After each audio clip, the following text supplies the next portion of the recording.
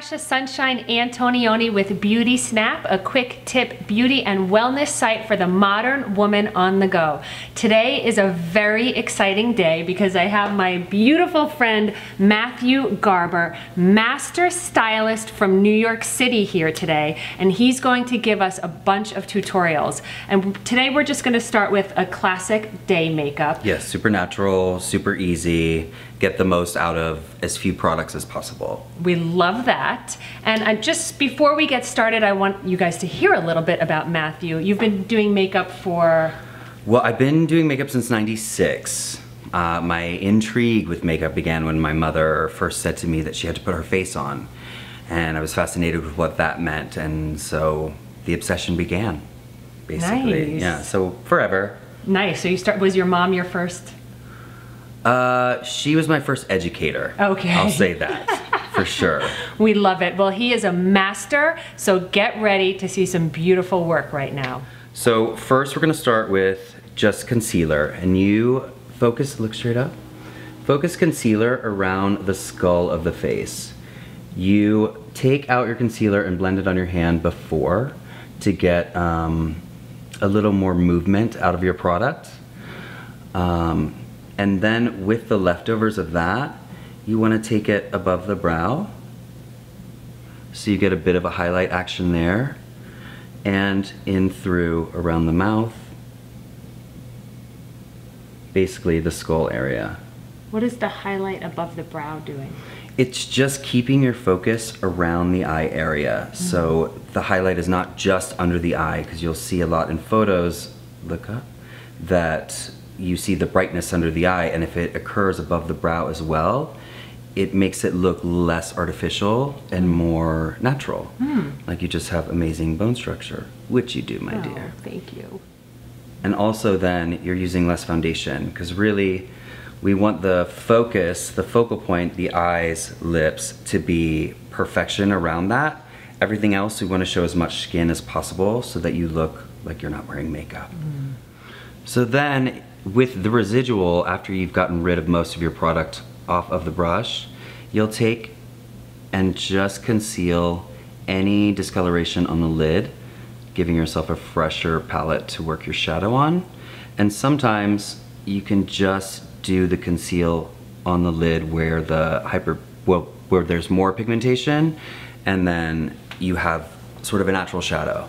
Yeah, because I find as I'm getting older, it gets a little darker right in here. Bingo. Is that typical? Yeah, so you brighten that up with your concealer, and then whatever natural color is left over, you could throw on mascara and be out the door. Great. So then we'll start with foundation, and again, less is more. So you hit the areas where you see anything that you don't want to see. And I feel that the nose should always be the last thing, because a heavy coverage nose is very drag. And that's not the look for today. No.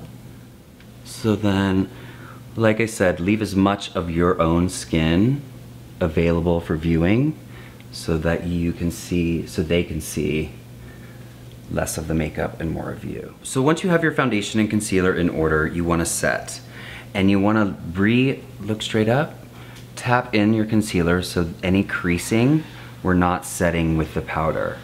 So that will then leave you a place to set your powder first. Under the eye, again in the skull. And then you want to get the background of the face for a powder base so that you can blend your blush and bronzer easily. I would also set the concealer on the eye as well with the powder. Next up is bronzer. Bronzer, you sort of frame the face with bronzer. Contouring is a huge thing now, but it doesn't have to be a contour effect. It's sort of warmth from the hairline forward. These are vague. It's a shadow, it's not a line. No lines of demarcation. Bingo. And then the bronzer also sets up a place for your blush to go. So your blush isn't just floating in the middle of your face. So this color comes from the hairline. It's also up here, again, like the concealer, it occurs in two places so it doesn't look so unnatural. and then your blush will sort of blossom from the bronzer. So with blush, I always like to start from the apples of the cheek, so if you'll smile for me, hit it there, and blend it into the bronzer. And we're using a light blush because it's daytime makeup and really, it's about no makeup. And always the leftovers, I like to put above the brow, not a re-dip and then apply. It's just so that, again, it's occurring in more than one place so it looks like you. So then you can take a little bit of your bronzer, if a girl's in a rush, and just throw it in your crease. It's the most natural way to get a makeup-y look, a makeup effect without a makeup-y look. Because again, it's a color that's occurring in your face in many places. Take a look. So it gives you a little bit of definition, but no hard lines again. Next, we're gonna go in for definition, and your definition is always brows, eyeliner, mascara. Those should be the deepest points on your face. So I'm gonna ask you to look down, and I'm gonna take from underneath and draw in the waterline, but focusing on the lashes. So you basically wanna scribble in between the lash, so you get a line effect without having to make an even line on both sides. It's easy and fast. Is that okay? And I'm using a navy on Natasha because her eyes have flecks of yellow, and the blue brings out the yellow. If you look at a color wheel, they're sort of opposite. If you take a look, you can see the difference between the two.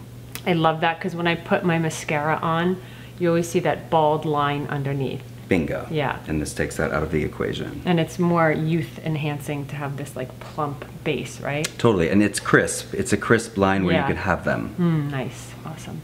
Straight down. So then next we'll fill in brow.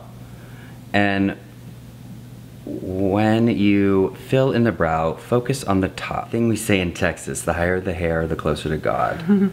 So you always want to keep things pointing up. Anything you can accent higher up is going to lift the face. I always do brows sloppy and then go in with the brush and soften. It seems like that would give it a more natural effect too, Exactly. right? You blur the edges.